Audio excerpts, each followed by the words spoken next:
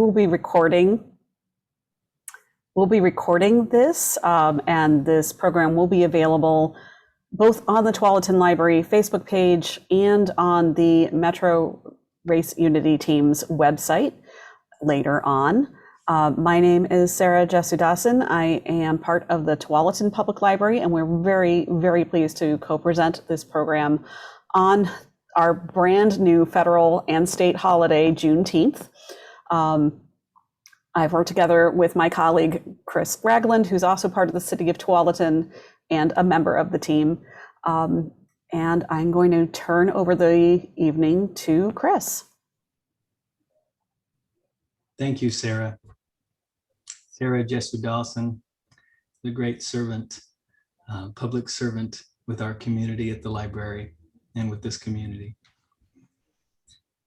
So welcome to our online virtual Juneteenth celebration, recognition, restoration of this powerful and meaningful holiday.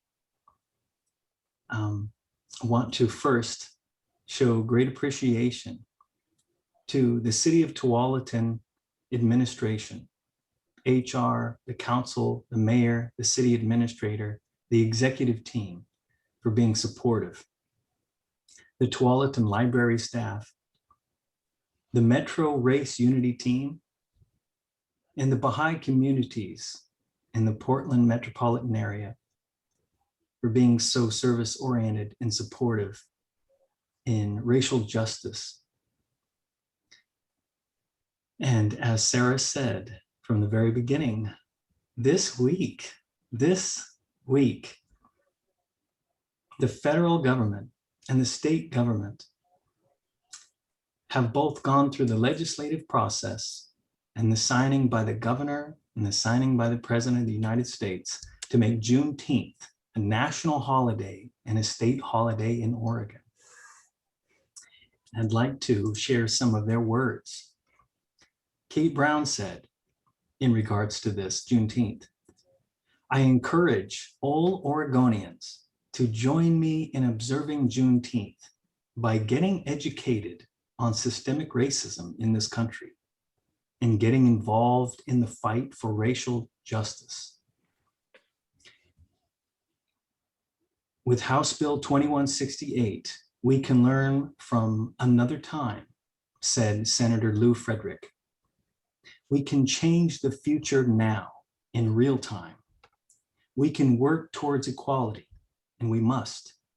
Celebrating Juneteenth will help each of us remember all that we can and must do to ensure a more just future."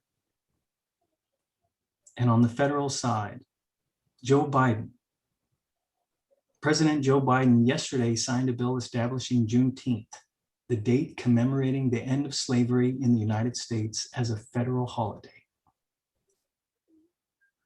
Vice President Kamala Harris said, "We have come far and we have far to go, but today is a day of celebration." Joe Biden said, "Great nations don't ignore their most painful moments. They embrace them. In short, this day doesn't just celebrate the past, it calls for action today."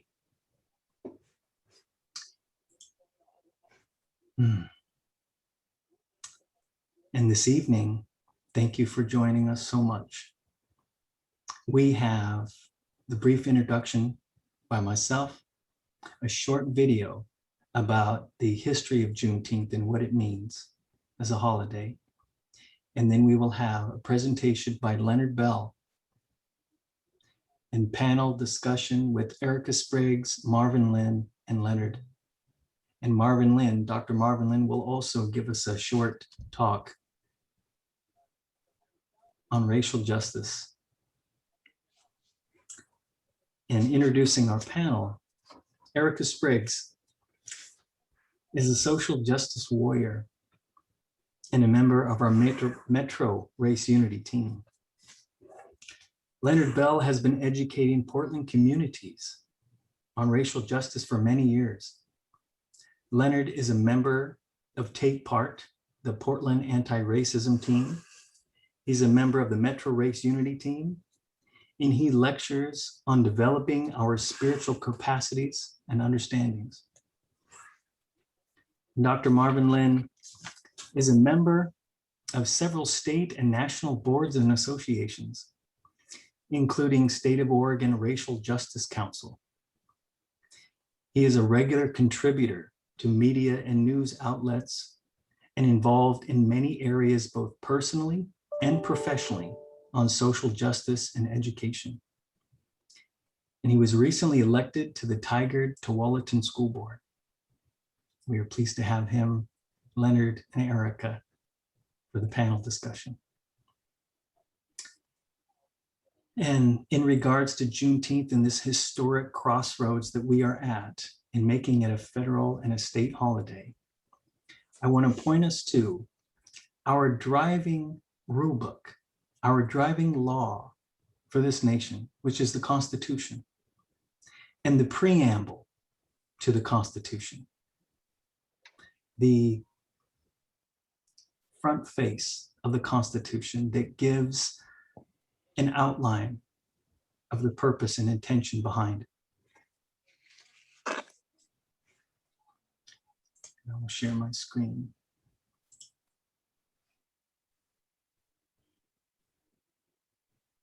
Can you all see this? Yep. Okay. Preamble to the Constitution. The preamble, or opening paragraph of the US Constitution today, the preamble is one of the most famous parts of the Constitution.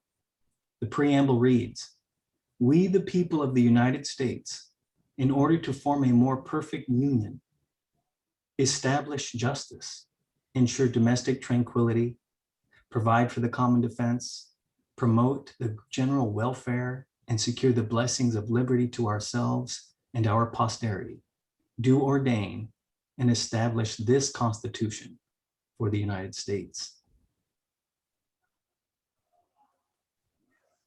And prior to the Constitution, the other major papers and treaties written in the United States at that time talked about the United States and then listed the states individually by name. By beginning the Constitution with "We the people," the founding fathers showed that the new country was united and for the people.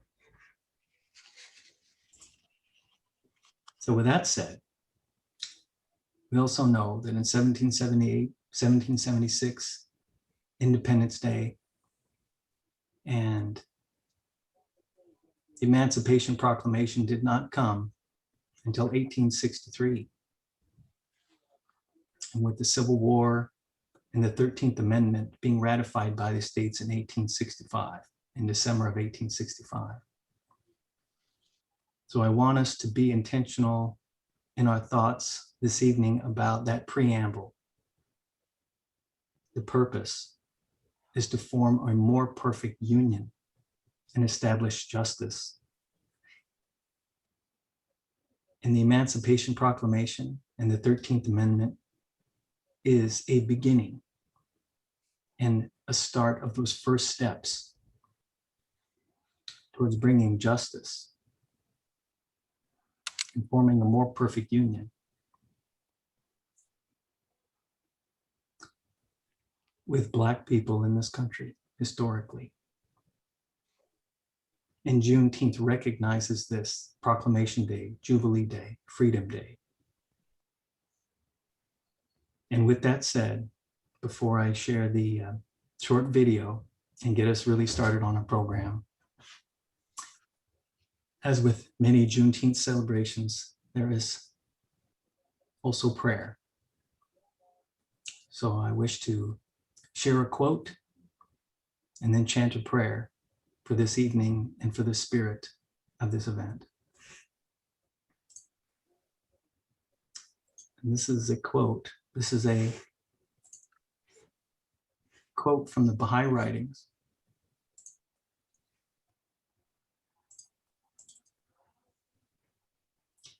It says, "There can be no doubt whatever that if the day star of justice, which the clouds of tyranny have obscured, were to shed its light upon men, the face of the earth would be completely transformed."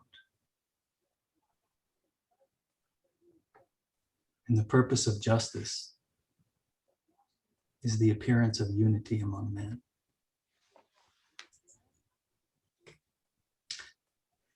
I will chant a prayer, short prayer, and then I'll play the video.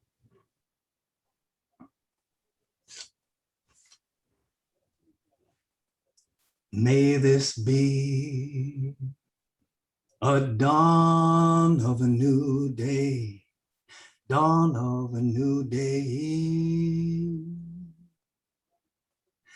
shining with the light of justice and equity. And may our history be acknowledged, recognized, and celebrated as it ought to be. May this day, may this be a dawn of a new day, dawn of a new day, shining with the light of justice and equity. May our history be acknowledged, recognized, and celebrated as it ought to be. A dawn of a new day, dawn of a new day.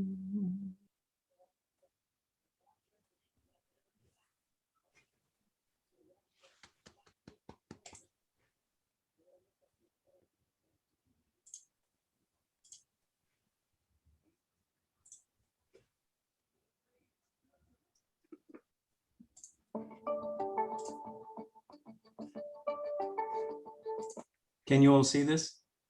Not yet. Okay.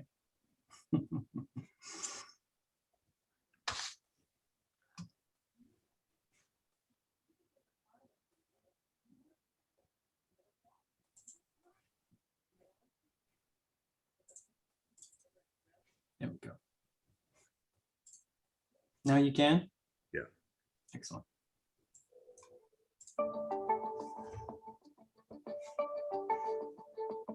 My name is Marcia Chatwin. I'm a professor of history and African American studies at Georgetown University.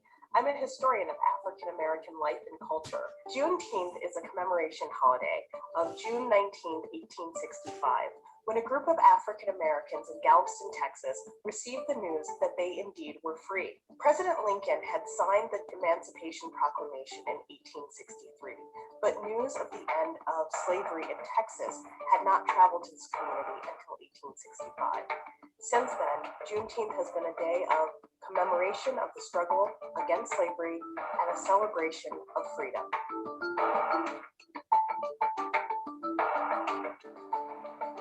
One of the biggest misconceptions about Juneteenth is that people often think that was the day that slavery ended in the United States.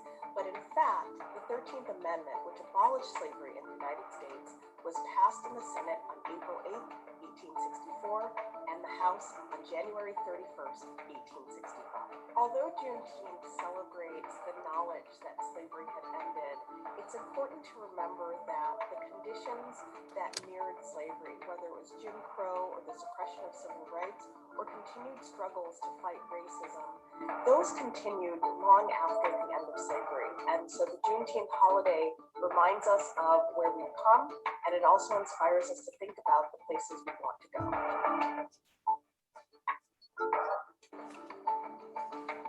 As African Americans left the South to pursue opportunities throughout the 20th century in northern and western cities, the celebration of Juneteenth moved from being a Texas-based celebration to a national one, in which people gathered with families and friends and community to remember the incredible struggle of a people against slavery and to create new traditions that allowed them to reflect about the struggle for civil rights and the ongoing struggle against racism.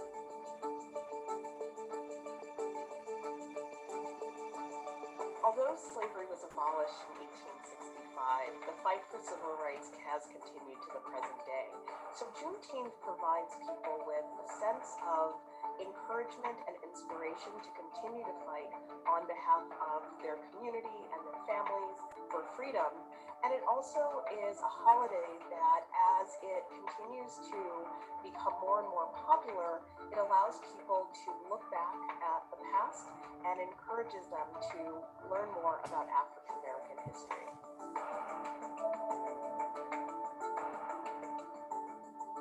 As more and more institutions recognize Juneteenth and work to commemorate the incredible legacy of slavery in the United States, I hope Juneteenth becomes a day where people commit not only to acts of justice in their local community, but to investigate history in a more deep and thoughtful way.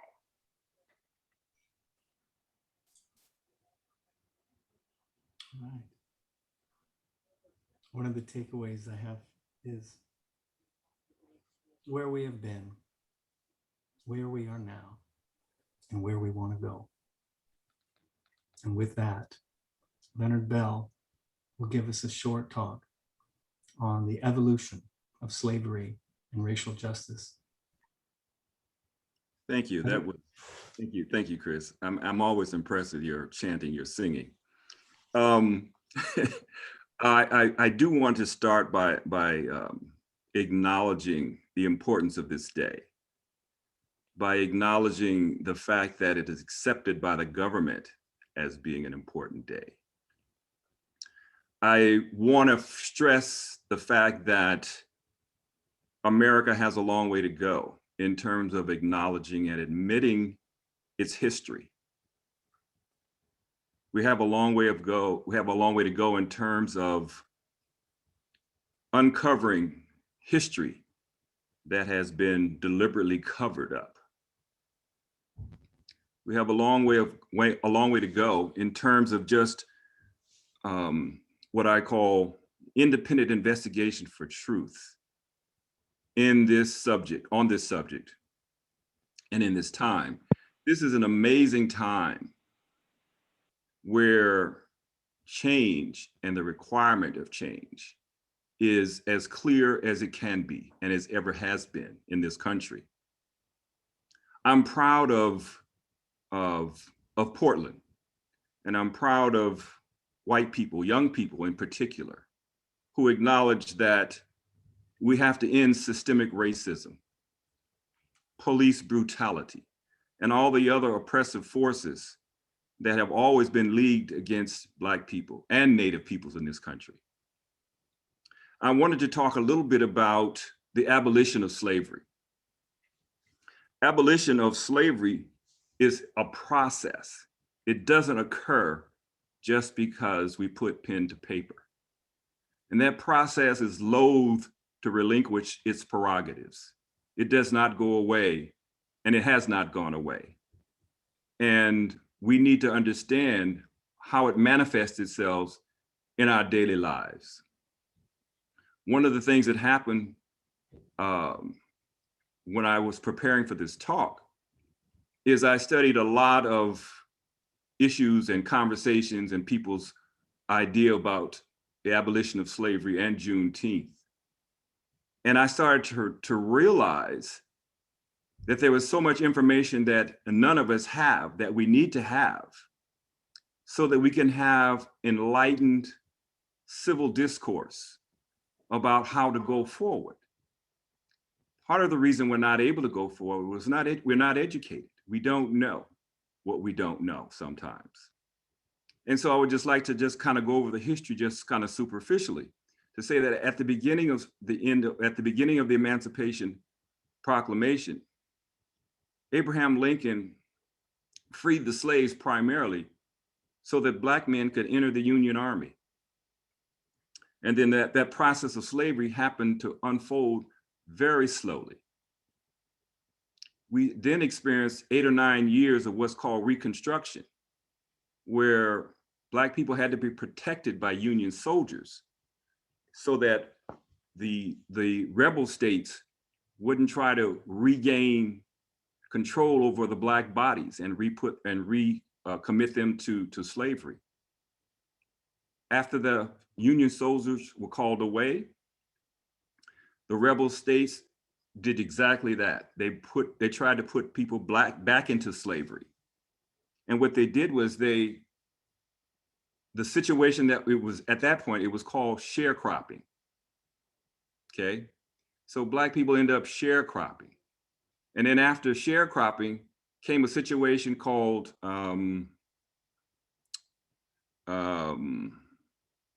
convict leasing. There were a variety of different phases and stages where the South refused to accept the change that was inevitable, that was going to happen. It came in today, that same desire to want to control Black people and continue this practice of slavery and oppression, segregation, discrimination, manifests itself in all aspects of Black people's lives today. Most critically in the disproportionate imprisonment of Black people. And that process plays itself out in the Black community just the way it did in slavery, where you broke up Black families, Black families are in disarray, Black people are deprived of their freedom. And the processes that started in 1863 are in part still functioning today. And we need to understand why and what that looks like. We need to work to eliminate that process. And I think that when we finally eliminate that process, when we finally eliminate that process of trying to maintain control and oppression of people of color, Black people in particular, when we eliminate that process, we'll have a process where we can begin to create this unity, to be able to envision and imagine a world that we'd all like to live in. One of the things that I realized when I was doing this research is I began to realize that there has been a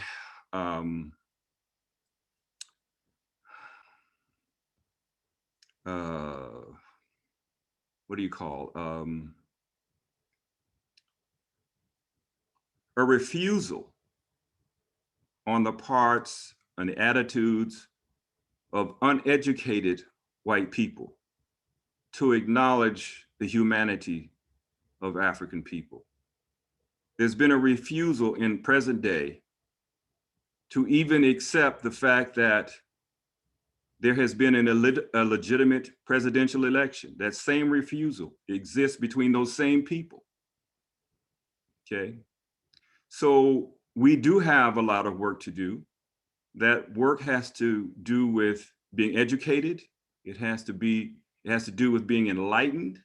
It has to do with having a conversation, a civil conversation for the purpose of enlightenment, for the purpose of understanding each other, for the purpose of being able to create unity. Because until we create unity, our society, indeed our world, is not going to move forward. And we've allowed for 400 years this obstacle to prevent us from moving forward.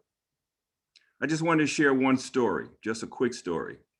This happened back in 1988, and I was in Israel, and I was standing in the line, in the customs line, waiting to get into the country. My wife and I were just sitting, waiting in the line, a huge line. And while I was in the line, a Palestinian gentleman comes up to me. I don't know him. It's my first time in Israel. He doesn't know me. I don't know him. I'm standing in line thinking about brotherly love. And he comes up and he gives me a big hug. I mean, a big hug. Okay. And he whispers something into my ear that I'll never forget. He said to me, "We have seen you. We have witnessed. We have seen you. And you have been in the lion's mouth for this long, and you're still here.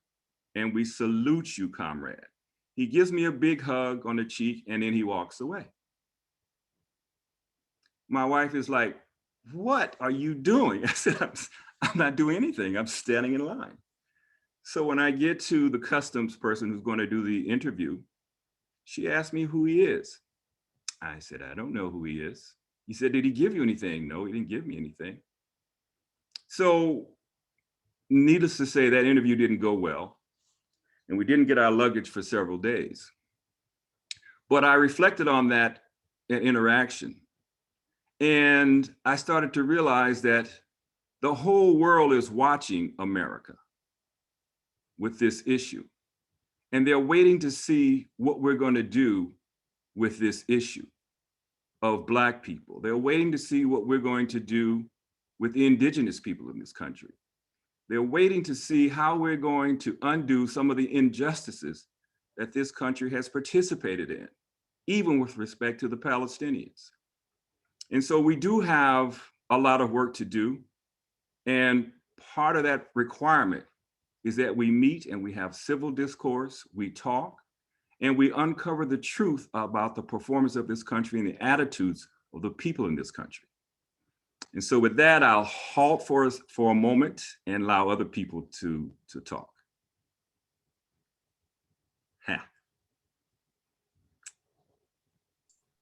Well, first off,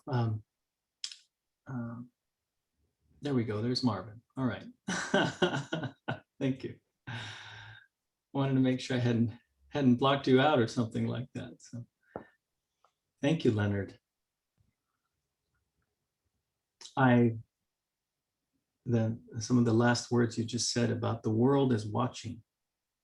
And this week, as finding out with the state of Oregon declaring Juneteenth a state holiday in the federal government, the first thought that came to me was, like you said, the world is watching. How is that going to be perceived around the world? And once again, is it going to be seen as hypocrisy? You say one thing, you do something different. Or are there deliverables that is really going to be, the spirit is there, but is the action there? And that's one of the first thoughts that came to my mind. One of the things that I wanted to share, I hope we'll have time to do it later in the program, is the fact that the United States has written an apology for slavery. And the letter that the United States wrote was preceded by a letter written by Britain for the same apology for slavery. And I just don't know how many people even know that those letters exist. It's not so significant that they written a letter, because I think the letters both ring hollow in the fact that they've apologized for something, but there's been no commitment to make change or to repair or reconcile the pain and the damage that was done. But again, we need to go back and begin to look at the history and study what has actually gone on in this country. And there's a lot of things that have gone on in this country, unfortunately, I don't think we know a lot about. And I think that itself is almost criminal.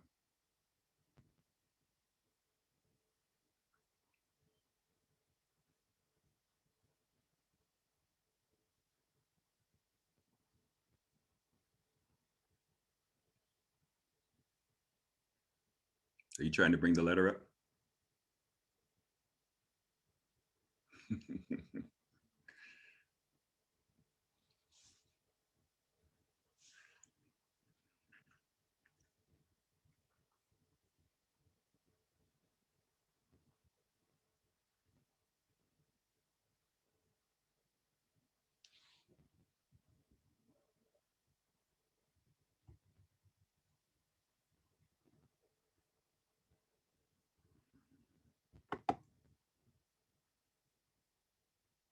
Which part would you like, Leonard? I can't get it focused. Oh. Let me see if I can get over here.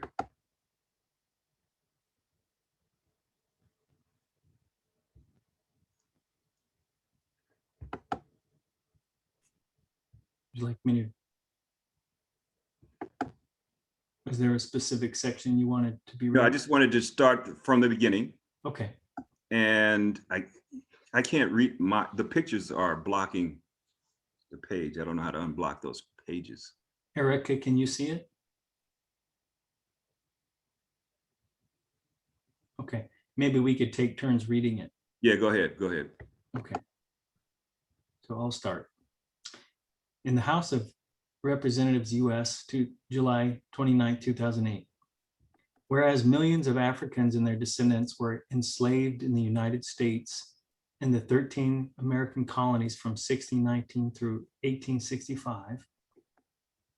Whereas slavery in America resembled no other form of an involuntary servitude known in history, as Africans were captured and sold at auction like inanimate objects or animals. Whereas Africans forced into slavery were brutalized, humiliated, dehumanized, and subjected to the indignity of being stripped of their names and heritage. Are you there, Erica? Yes, I am. Okay, you want to take it from there? Whereas enslaved families were torn apart after having been sold separately from one another. Whereas the systems of slavery and the visceral racism against persons of African descent, which depended to become entrenched in the nation's social fabric. Whereas slavery was not officially abolished until the passage of the 13th Amendment of the United States Constitution in 1885 after the end of the Civil War.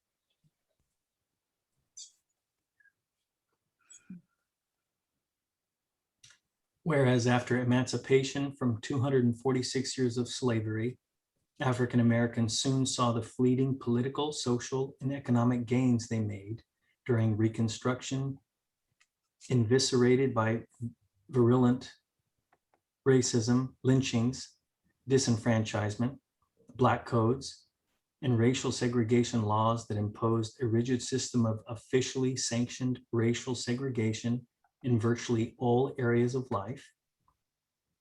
Go ahead.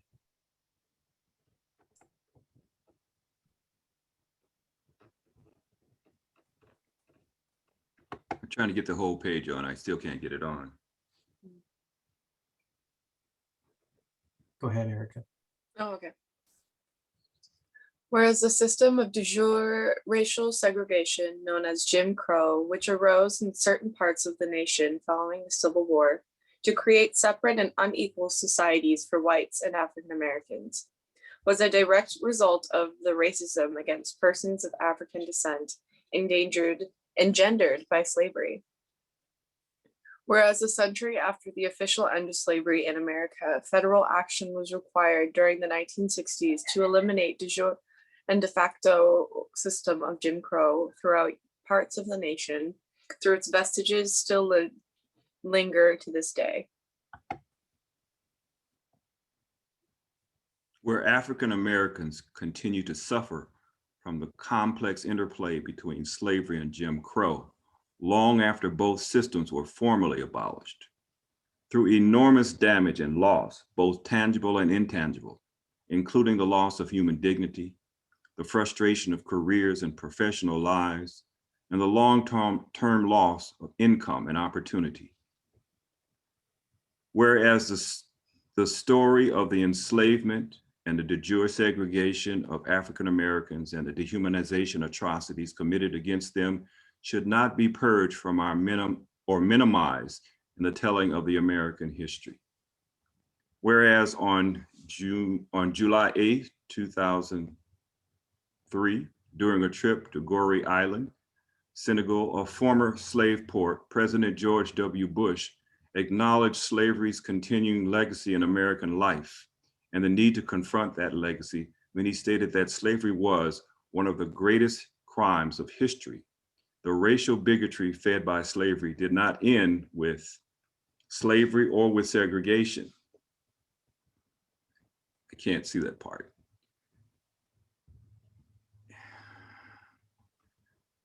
And many of the issues that still trouble America have roots in the bitter experience of other times. But however long the journey, our destiny is set, liberty and justice for all. Whereas Bill Clinton also acknowledged the deep-seated problems caused by continuing legacy of racism against African Americans that began with slavery when he initiated a national dialogue about race. Whereas a genuine apology is an important and necessary first step in the process of racial reconciliation. Whereas an apology for centuries of brutal dehumanization and injustices cannot erase the past, but confession of the wrongs committed can speed racial healing and reconciliation and help Americans confront the ghost of their past. Whereas the legislature of the Commonwealth of Virginia has recently taken the lead in adopting a resolution officially expressing appropriate remorse for slavery, and other state legislatures have adopted or are considering similar resolutions. And whereas it is important for this country, with legally recognized slavery through its constitution and its laws, to make a formal apology for slavery and for its successor, Jim Crow, so that it can move forward and seek reconciliation, justice, and harmony for all of its citizens. Now, therefore, be it.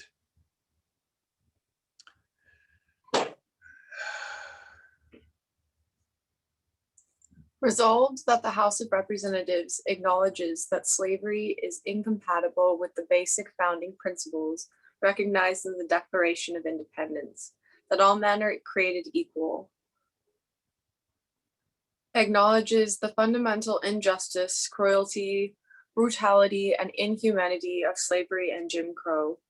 Apologizes to African Americans on behalf of the people of the United States for the wrongs committed against them and their ancestors who suffered under slavery, Jim Crow, and expresses its commitment to rectify the lingering consequences of the misdeeds committed against African Americans under slavery, Jim Crow, to stop the occurrence of human rights violations in the future. Attest.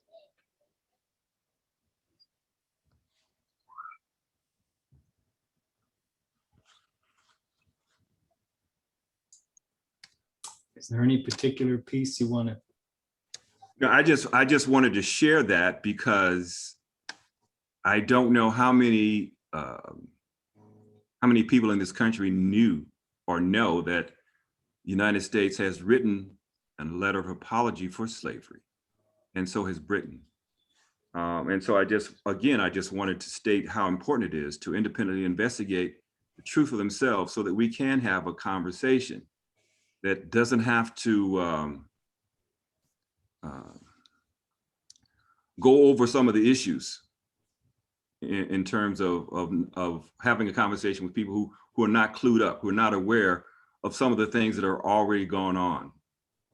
It's important before you have a conversation that you do your homework, that you read, that you have an idea about what's going on in this country.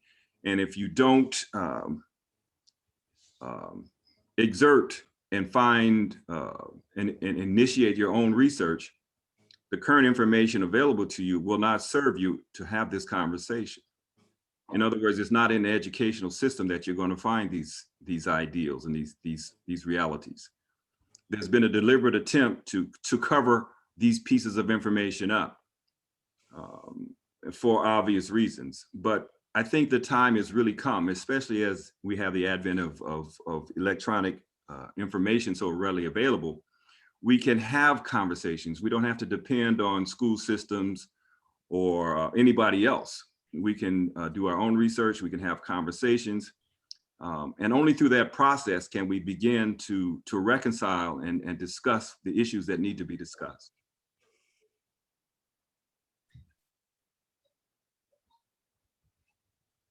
That last point you made regarding the school systems is directly related to some of the thoughts that Marvin Lynn was likely going to share with us as well.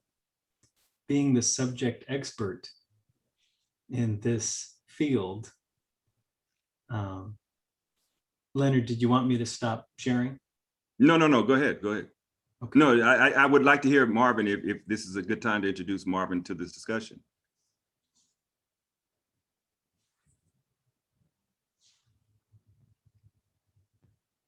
Sure. Should I just jump in, Chris? if Leonard's comfortable with that, Yeah, good. Jump in. a good segue.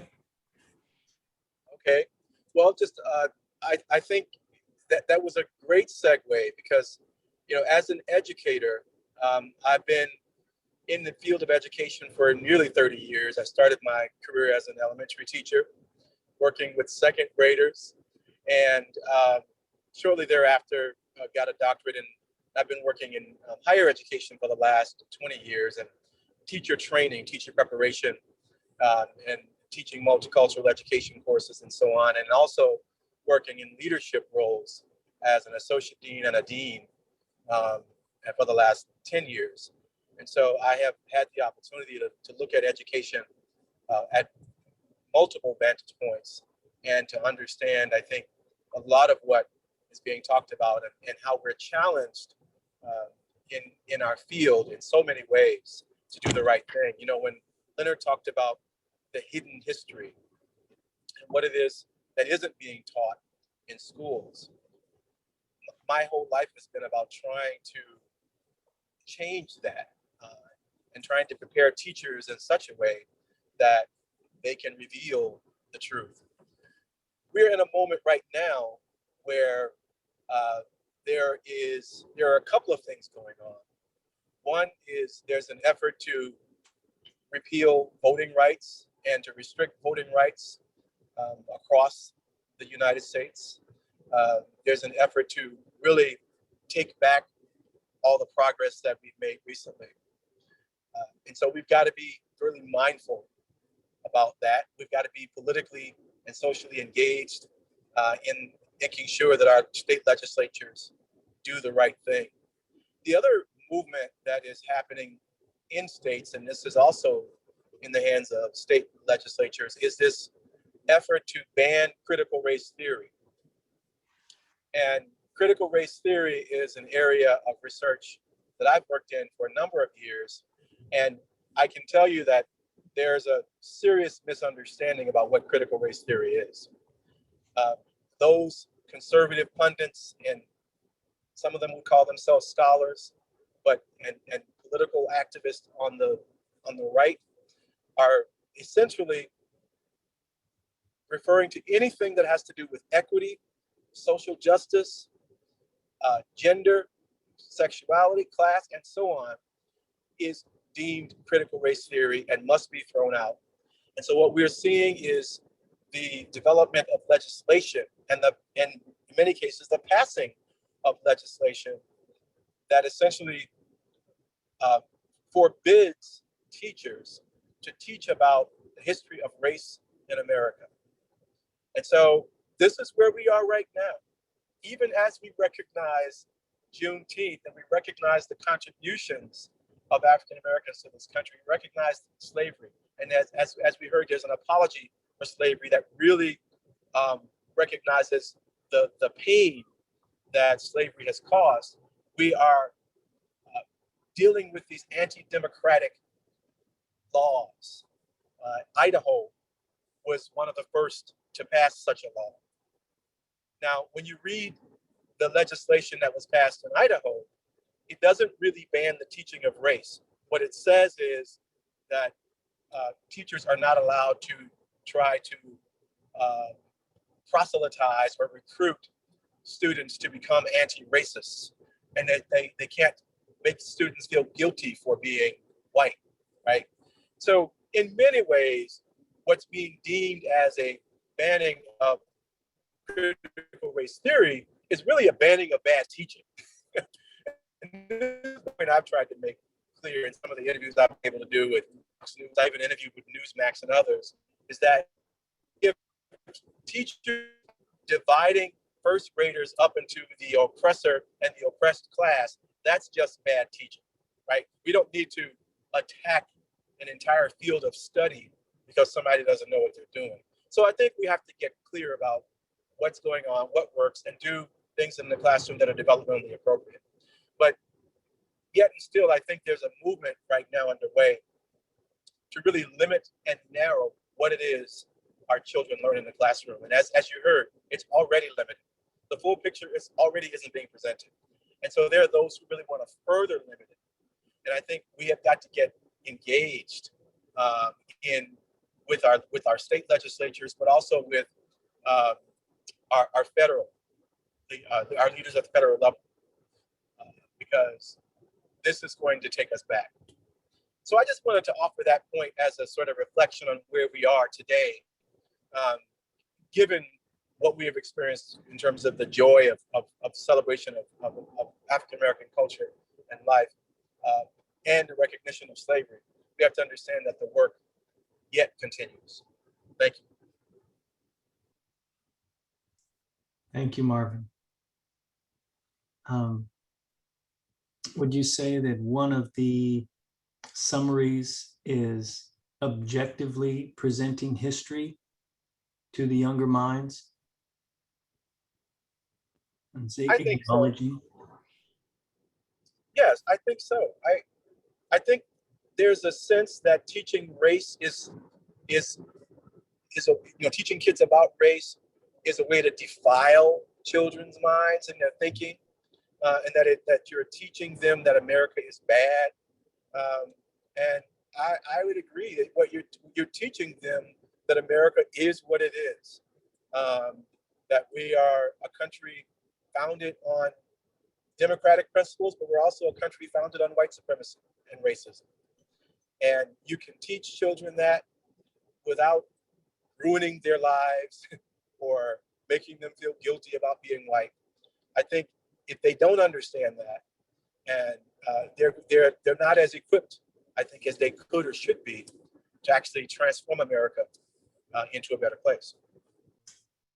Thank you.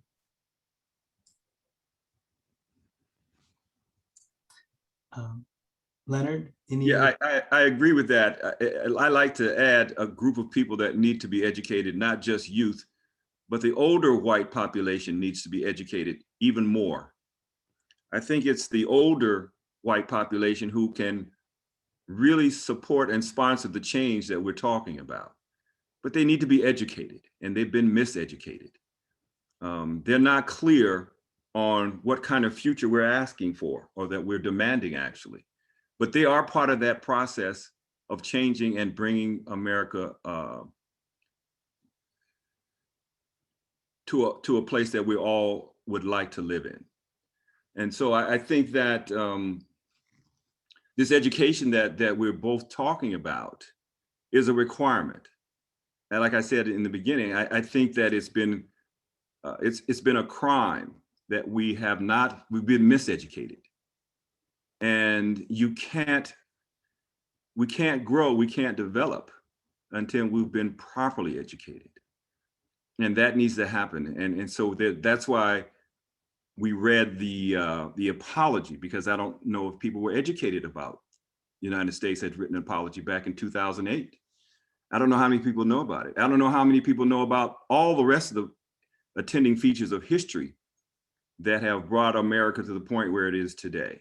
And I would just like to say that I think America is at a crossroads, and it's got to make some decisions, and they're not going to be easy, pleasant, or short-lived. It's a long process, but we've got to do it. And I see that we have the courage to do that. And I believe that the fantasy we hold about the democracy can be replaced by a realistic development and growing of a ever advancing civilization.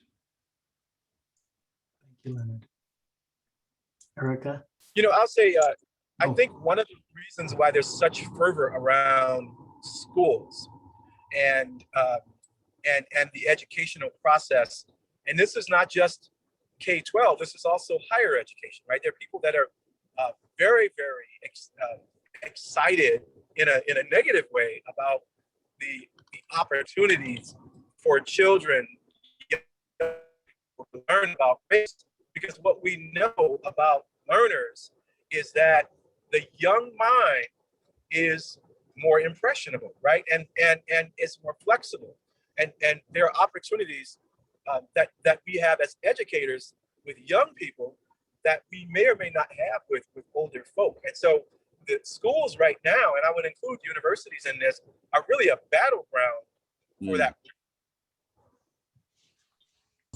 Speaking of youth and how youth can move the world, Erica is our youngest panelist here. I would love to hear some of your thoughts that you may have at this point. I think all of my constituents have been really thorough about some really good topics. I think it's very important that when we're teaching children and we're teaching ourselves and our older generation, we have to realize a lot of it comes with that emotional baggage and pain and trauma. I think there's something that has to be said about trying to change an entire society that has kind of been built up for the last 400 years around these basic concepts. And I've had some time to travel outside of the US and as well. And one of the biggest things I've been told is the American ego. And the American ego is that, like, again, America is the greatest country in the world. Whereas for me, America is just a country. Like no other country, it has made its mistakes and it's made its poor choices. However, through those poor choices can be made difference.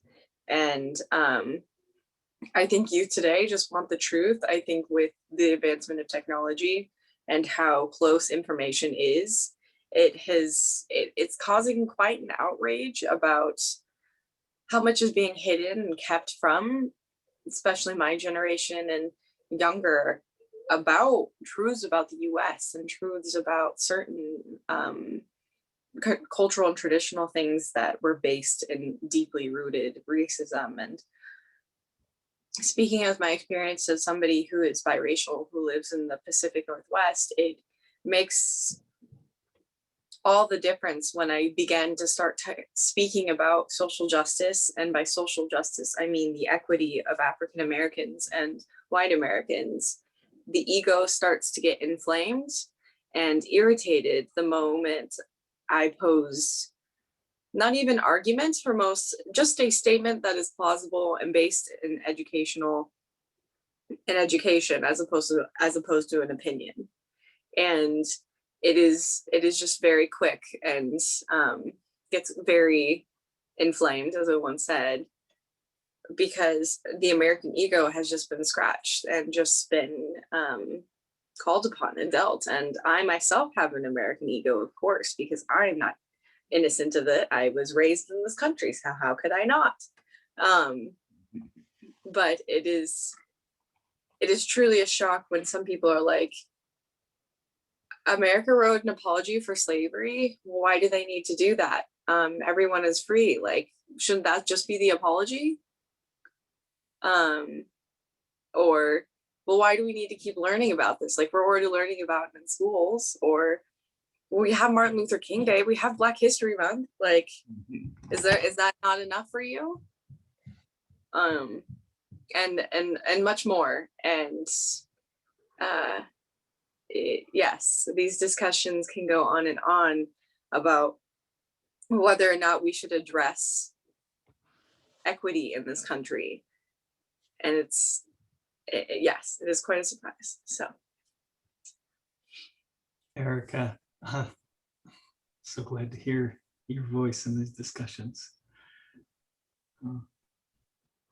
Leonard, I tell you, when we were planning what kind of Juneteenth celebration we were going to do, because we wanted to do one, the Metro Race Unity team, and seeing what was going on, and we planned a virtual meeting. And next year, we plan to have an in-person meeting at a park here in the city of Tualatin or Tigard, or somewhere in the southwest Portland area or elsewhere, but we will have it in person. But speaking of what Leonard talked about, a crossroads, when we first started talking about Juneteenth celebration, I've seen it as a crossroads, just like Civil War was a crossroads, where the people of this country, whether they agree with it or not, said, are we going to continue to be a slave-holding nation? Are we going to continue to have this as part of our makeup of who we are? And we had a civil war over that.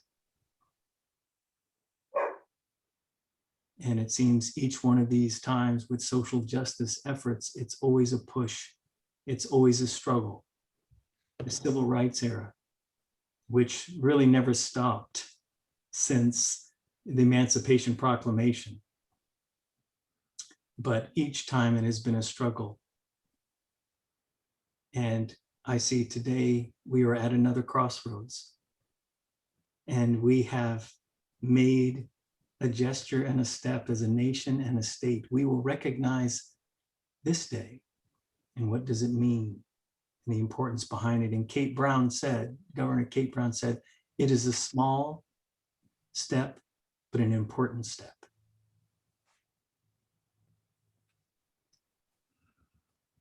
Shall we or shall we open it up for questions from the viewers?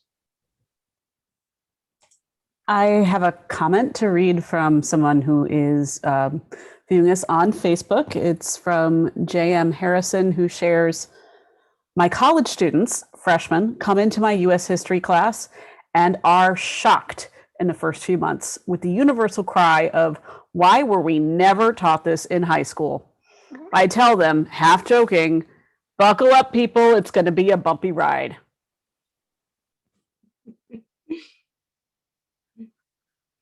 Marvin? That sounds perfect for you, sir. No, absolutely. And that's, I guess that's why I'm so animated about what's happening right now, the effort to foreclose on opportunities to teach about race, because it already isn't happening. And we have a struggle underway already with curriculum and with the materials that are being used in high schools. I think that what was beginning to happen in the wake of the George Floyd murder was that school districts were getting serious about trying to use an equity-based model for teaching history, for example. And there was an effort to find materials and so on, their professional development sessions and so on that teachers were involved in. And I think the current movement is really an effort to push us back away from that progress. So that progress got stalled, and we're still in a place where we're not teaching the truth. And so yes, people go to college, and these are things they learn for the first time. I remember I taught a course at the University of Illinois, Chicago, on Black education history. And so many of the people, and this was a doctoral level course, and so many of the people in my course were in their late 20s, 30s, or older. And educated people with master's degrees, getting a doctoral degree, and many of them today are top scholars in their field, but they had never heard the story of African Americans after slavery and how they literally built schools with their hands, right? How they paid out of their own pocket to build schools so that their children could be educated, even as they were being taxed by the government for schools that they could not attend, right? And so they had never heard those stories. They had never read the work of James Anderson and others. And so we have a serious challenge still in this nation. And I think that perhaps Juneteenth will push all of us forward to begin to get the kinds of materials that we need to teach all of history. Now, I will say this too, and I'll finish up. As the Tigard-Tualatin School Board and the district starts to consider how to teach history in a fuller way, what we are noting is a real dearth of materials, right? So we don't even have the textbooks we need. They haven't been created yet. They haven't been made yet. And so we have some work to do in terms of developing the right curriculum materials so that we can actually teach the history that we need in America's schools. Thank you. Anyone else, or should we, Sarah, if you want to read another question, unless Leonard, Erica, do you have anything to add to that? Great answer. The founding fathers never intended for what's happening right now to happen. Can you hear me? Yes. Okay. They created a system of white supremacy. And I don't know what they had in mind, but it wasn't a durable plan. It couldn't last for long. And And Madison knew it. Some of the other penners of the Constitution knew it. So here we are now, faced with that inevitability that the democracy they had in mind isn't working. Or I should say the democracy they had in mind is working, but it wasn't representative of all the American people. And so now we have to reconcile all of the, by design, injustices that were inherent in the system. And we need to have a massive, massive change, not only in attitude, but in education. And so we're seeing it playing out now. We're seeing massive changes in how we police our communities. We're seeing massive changes in how we live and the gentrification process going on. Everything is in question. And so in a short period of time, all of those questions are going to demand answers.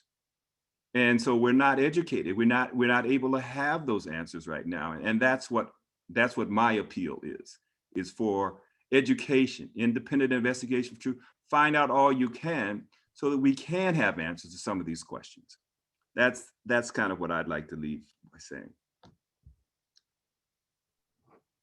Erica? I kind of want to go off of what Leonard said about the founding fathers' intent for, they're not intent, they're the unintentions of equity. I think it's unintended equity. There we go.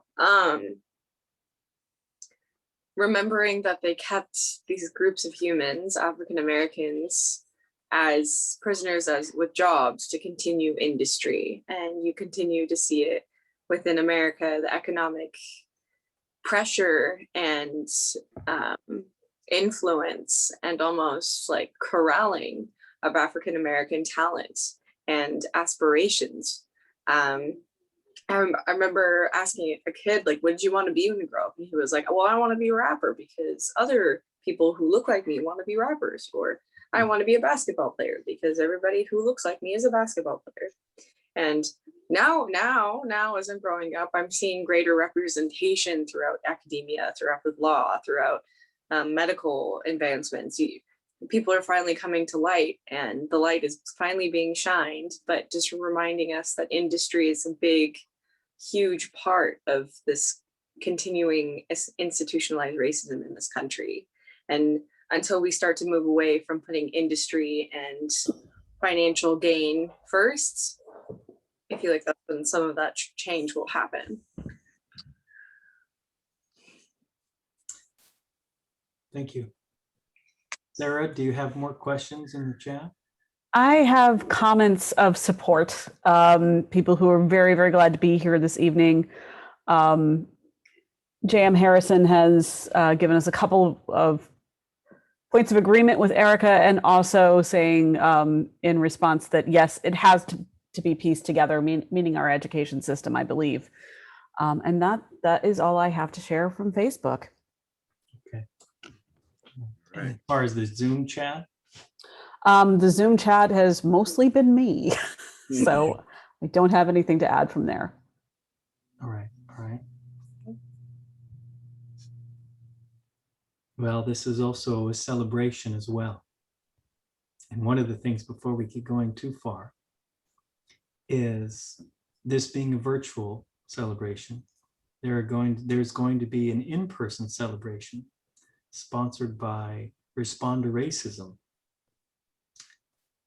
tomorrow at 4:30. And I will share my screen really quick here, and you'll see some of the events going on. Or there's a couple in this area as well for tomorrow, which is June 19th. And we decided to do it this evening to try to catch as many people on Zoom. So, hold on. Okay. Can you see the screen? Yep. All right. So Respond to Racism in-person event at 4:30 p.m. Lake Oswego Millennium Plaza Park. And then there's a virtual event tomorrow at 1 o'clock, and go to Juneteenth And Juneteenth OR has been an active group for many years in this area that have held Juneteenth celebrations. And then also have a link here for Take Part, takepartpdx.org, and as well as metroraceunity.com for events and resources.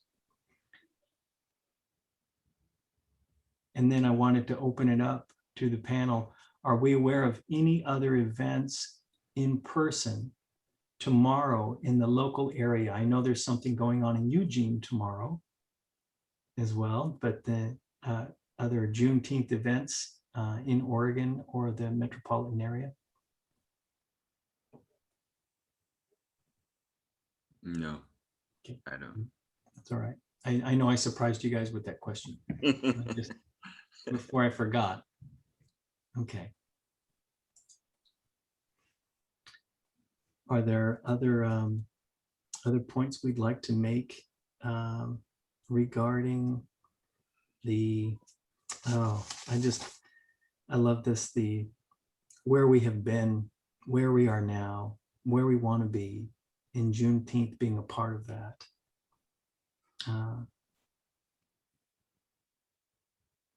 Before we move towards closing.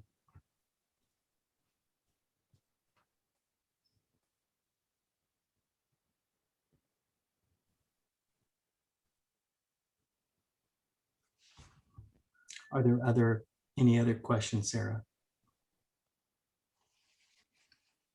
No, I've added the events that you mentioned into the Facebook chat, and we'll be referring people to the video that they'll still have access to for other resources.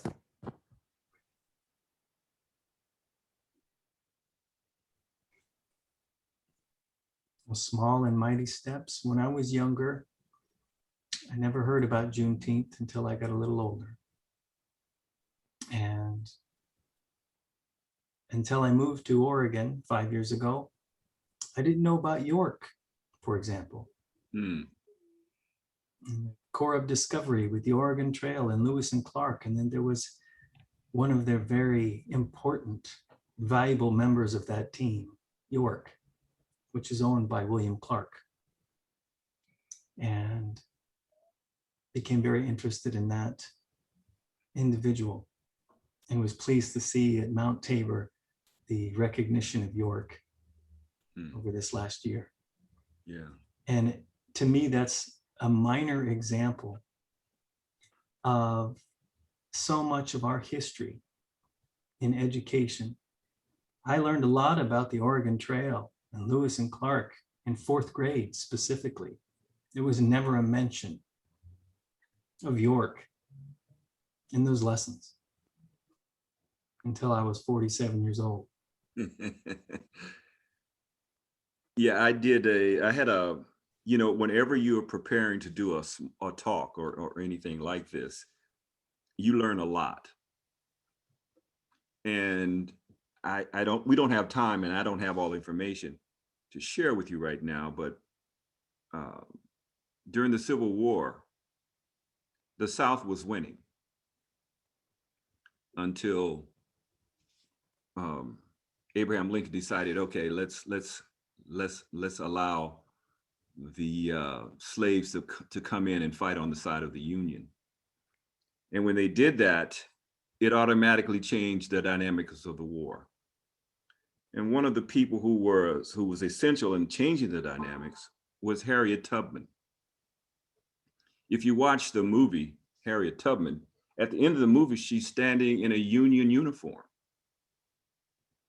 One of the things that she did was she was able to help the Union troops go behind lines using the Underground Railroad that she had established. And that was instrumental in turning the war. One of the things that was instrumental in turning the war. There's so many different things that I learned about the Civil War, because the Civil War actually hasn't ended. This country has not reconciled that Civil War.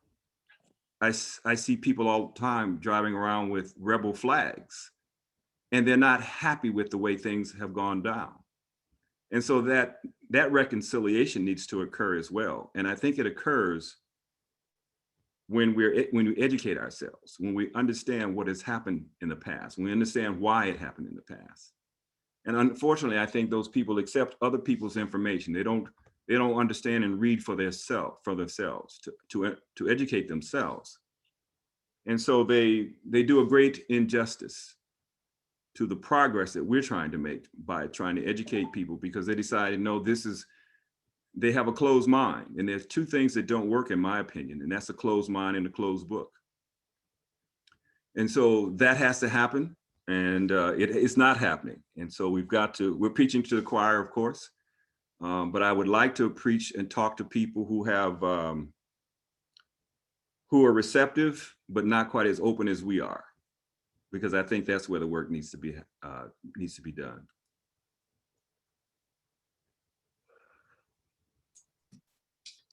Closing thoughts, Erica, Marvin?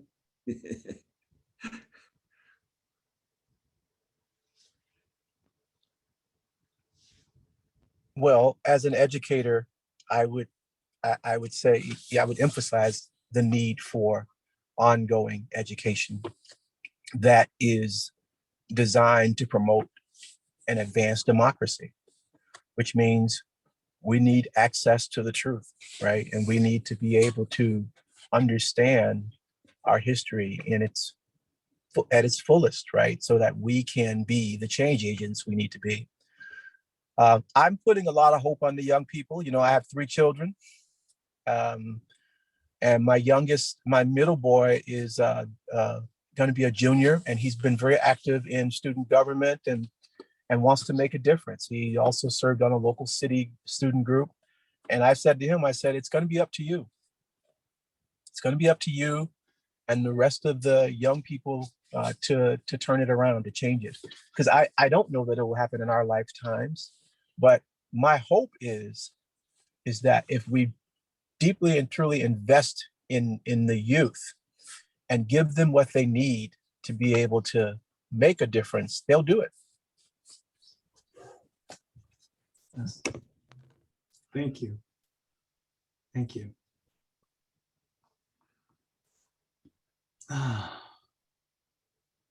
As I started those lines with the federal and state recognition of Juneteenth, may this be a dawn of a new day, shining with the light of justice and equity. May our history be acknowledged, recognized, and celebrated. And I would say how we choose to remember and acknowledge our past has important consequences for how we think about today and what we can imagine for tomorrow. So in closing, I want to thank you, Erica. Thank you, Leonard. Thank you, Marvin. Thank you, Chris. Yeah. Labor of love. And Sarah. She's somewhere. Yes, thank you, Sarah. Just said Dawson. Yes, you do. Thank you. Thank you. I want to thank again, the City of Tualatin administration, the Tualatin Library, members of the Metro Race Unity Team, the Baha'i communities, and for all those social justice and spiritual warriors diligently working to make a better community for all of us.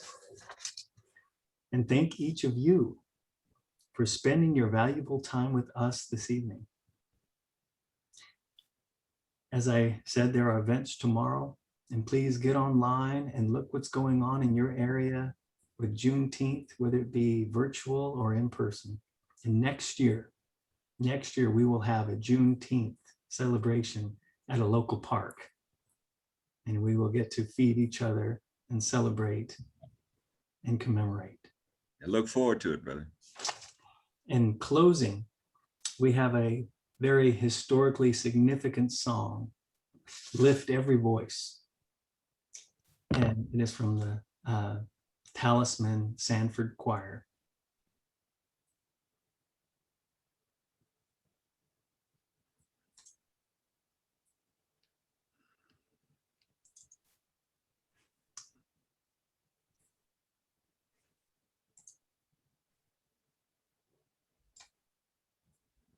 Thank you to each one of you, viewers, Sarah, and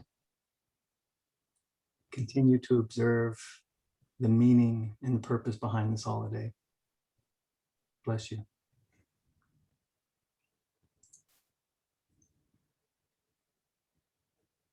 Civil rights activist James Weldon Johnson wrote Lift Their Voice and Sing as a poem, which was set to music by his brother John Roseman Johnson in 1899. The song is now known as the Black National Anthem in America. It is a protest, a hymn, and a prayer of profound significance for our people. We lift every voice and sing to express ourselves. We lift every voice to show that we have strength in numbers and we will not be silent. We lift every voice and sing to be lifted, liberated, and free. Freedom, the power to determine action without restraint. Freedom, the absence of or release from ties, obligations, or restrictions. Freedom, the ease or facility of movement or action. Freedom, frankness or boldness in manner or speech. Freedom, a political right. Until we are all free, none of us is free. Black lives matter. Black lives matter. Black lives matter.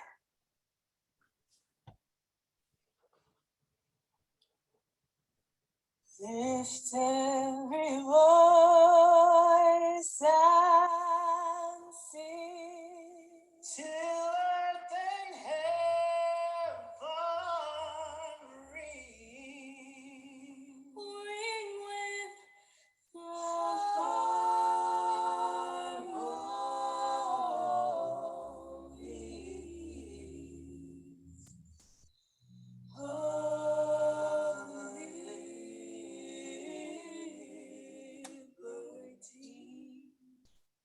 let all rejoicing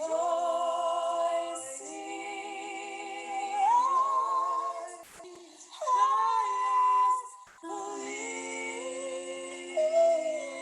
listening sky. Let it resound loud as the world we see.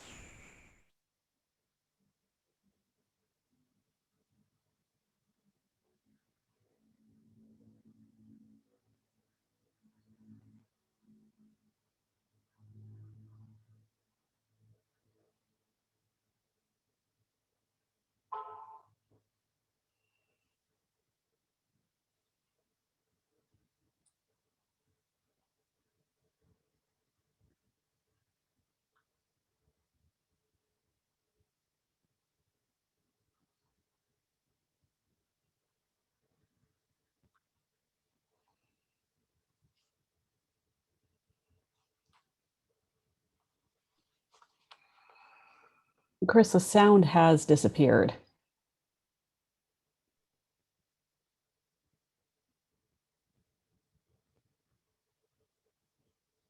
Sound disappeared? Yeah. Oh, darn. I'm not sure why.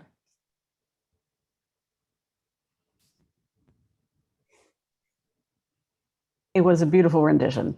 It was good. I was enjoying that. Okay, tell me now. Nope.